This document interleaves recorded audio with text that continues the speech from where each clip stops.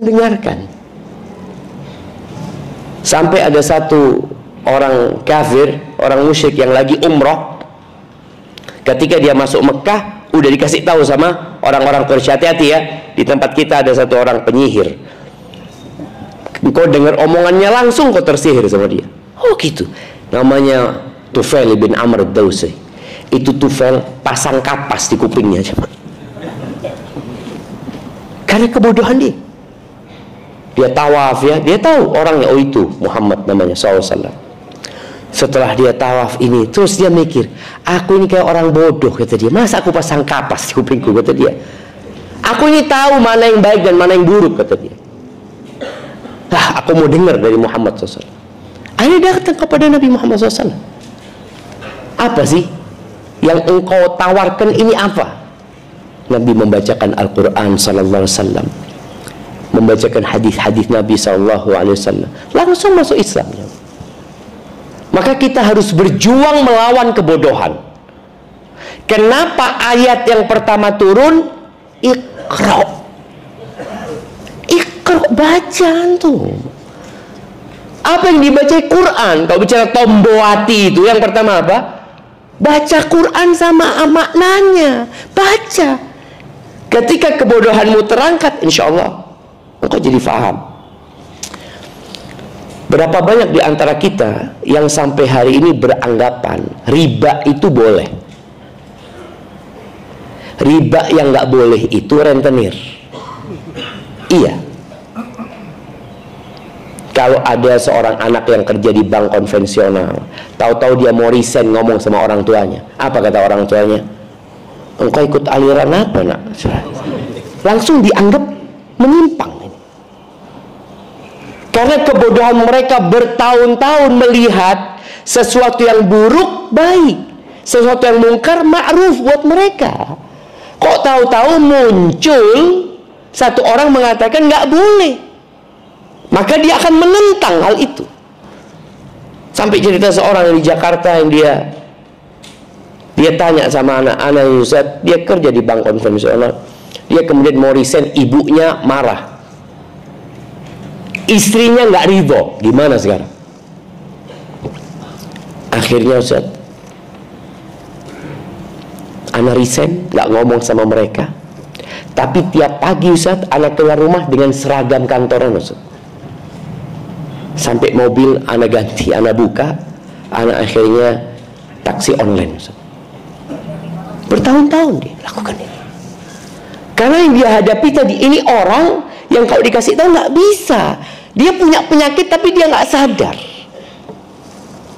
Makanya nanti penghuni neraka itu, apa kata mereka? Lau kunna nasma au na'qil, kalau dulu ketika kita hidup di dunia kami mau dengar. Kami mau dengar aja. Kemudian kami mau mikir. Yang disampaikan ini ada landasannya atau tidak?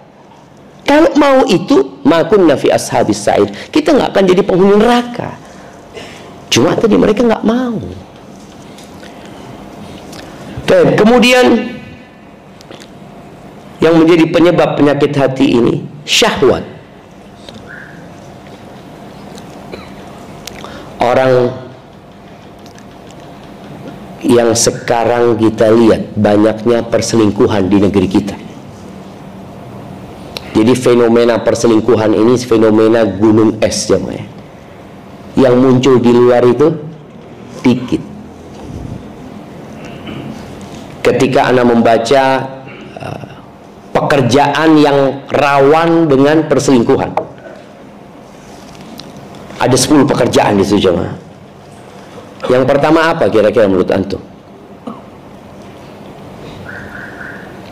Nah, nanti dilihat di Google kan. Kalau nggak salah, aku udah lupa ya.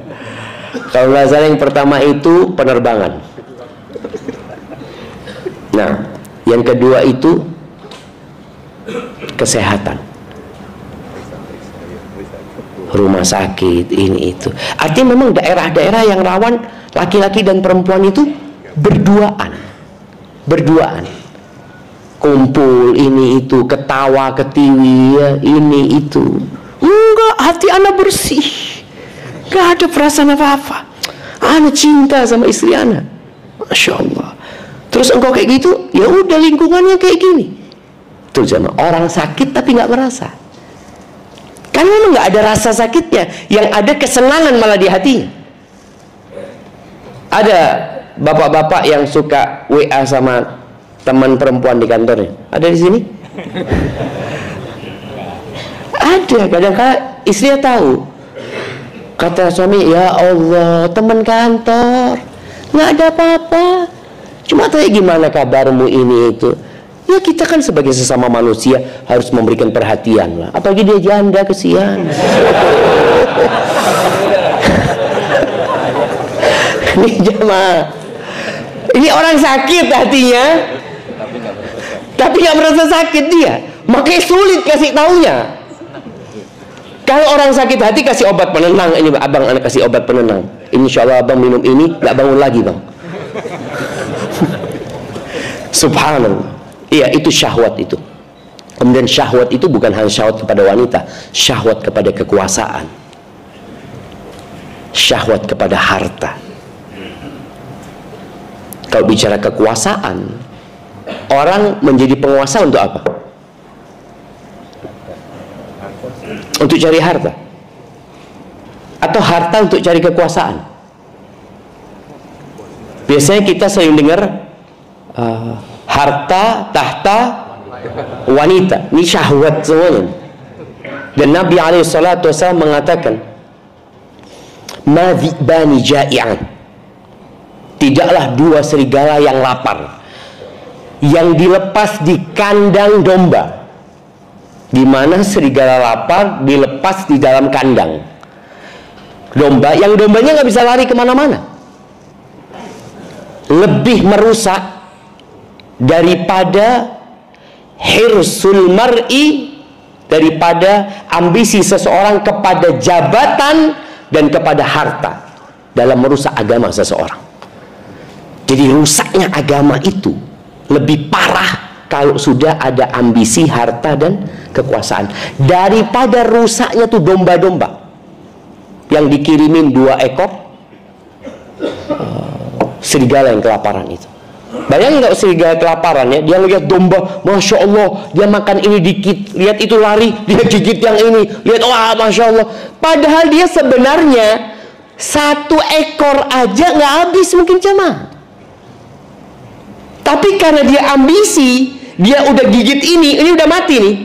Dia lihat, oh ada lagi nih masya Allah.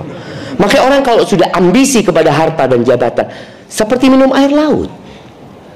Dia udah punya duit ini, udah cukup duitmu buat 7 turunan nggak habis, tambah 7 tanjakan juga nggak habis. Tapi karena ambisi, dia terus rusak agama dia, rusak agamanya jemaah. Nah ini salah satu penyebab penyakit hati, syahwat. Iya, Allah kasih kita syahwat karena kehidupan ini nggak akan bisa berlangsung tanpa syahwat.